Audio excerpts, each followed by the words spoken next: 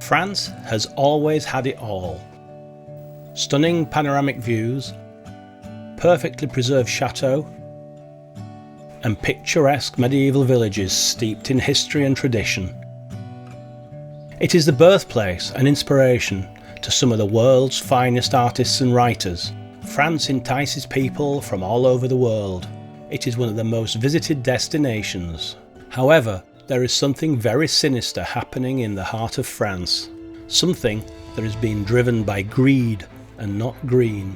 There are plans to saturate some of the most beautiful countryside with a forest of wind turbines on an industrial scale. And if this happens, it will be the massacre of the beauty of France.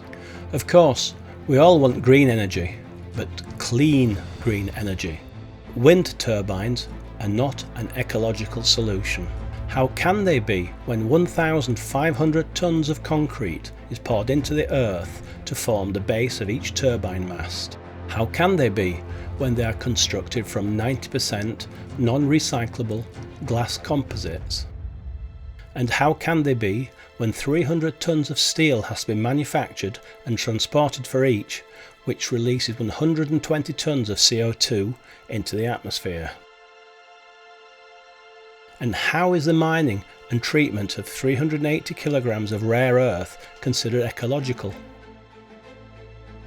A turbine's lifespan is in the order of 20 years, degrading as it ages. So what then happens to obsolete, defunct and inactive turbines? The concrete in the ground and the area that has been fouled. How does the landowner dispose of these components? And how is it enforced? Or can it be? Wind turbines are a short-term solution of generating electricity with dire consequences that last forever. Consequences that damage people's health and well-being with the noise, vibration and light strobing, as many turbines are placed within 500 metres of homes. Consequence of destruction of precious wildlife and flora. Rare and protected species too. Birds and bats are frequently killed by turbines, and rich forests and ancient woodland is being bulldozed to make way for monstrous turbines. Consequences that damage tourism, which is often the only vital earner in these rural communities. Who wants to take a vacation amongst an industrial wind park? Consequences to homeowners whose properties are devalued, financially ruining them while others get rich. And this project is yet another example of a completely inappropriate site for a wind park installation. This proposed installation is only being put forward because of the greed of the landowner, whose family will not be affected by the dire consequences.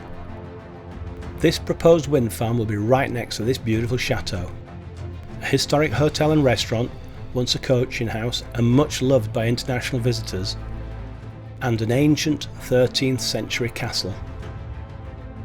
This is an area of tranquility and nature, classified as a tourist area, attracting walkers, cyclists and horse riding. The close by Chaume Lake attracts fishermen and is frequently visited by migratory birds. A few individuals benefit financially, but at the cost of the misery of hundreds or thousands. Let's take action to prevent this insanity before it's too late. Stop this madness now, before we wake up and say, "My God, what have we done?"